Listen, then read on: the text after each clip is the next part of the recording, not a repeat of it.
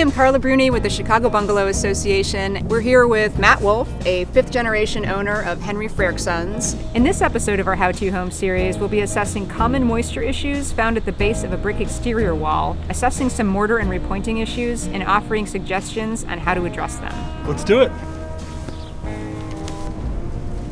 Okay, so we've talked about the gutters, but let's talk about the downspout and all of the water that we're seeing along the side of this building. Yeah, so you can tell this downspout was originally connected to the city sewer system. And you can tell that because the original clay line is still here, covered up by this grate. And so at some point, they disconnected the downspout and terminated it really too closely to the foundation. You really want to try to extend these downspouts as far away from the masonry as possible. And what's happening now, every time it rains, all that water is being evacuated right along the foundation. And you can really get a sense for how much moisture and water is flowing in this area just by the discoloration in the concrete slab. All right, well, let's take a look and see how this is affecting the side of the building then. Great. So Carla, you can see what kind of damage that moisture runoff from that downspout is starting to cause. And what we have here is a situation called rising damp. So all that water concentration here is getting wicked up by the absorptive masonry, and as it's getting wicked up, it wants to dry out.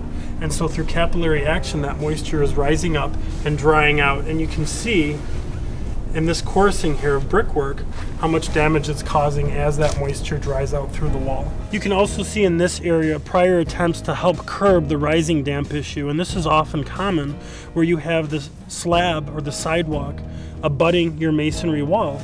You have this joint here which allows water to get in and then is absorbed by the masonry wall. What you need to do to address this issue is clean and route out that joint and apply caulk using proper methods. And what's kind of made the situation a little worse are prior repointing attempts of the mortar joints. What they've done here is they've put over top the original mortar a hard, dense Portland cement, and furthermore, they haven't prepped the wall properly for the repointing. It's important to understand that original mortar like this from the 1920s and before is very soft. Oftentimes it was made with lime and no cement. And that's nice because it's very porous and it allows the moisture in the wall to wick out and dry out through the mortar joints. Because it's easy to replace mortar, it's hard to replace brick. And that's the condition that we have here. Now that we've solved this problem, let's go and take a look at the front steps over here and see what's going on. Great.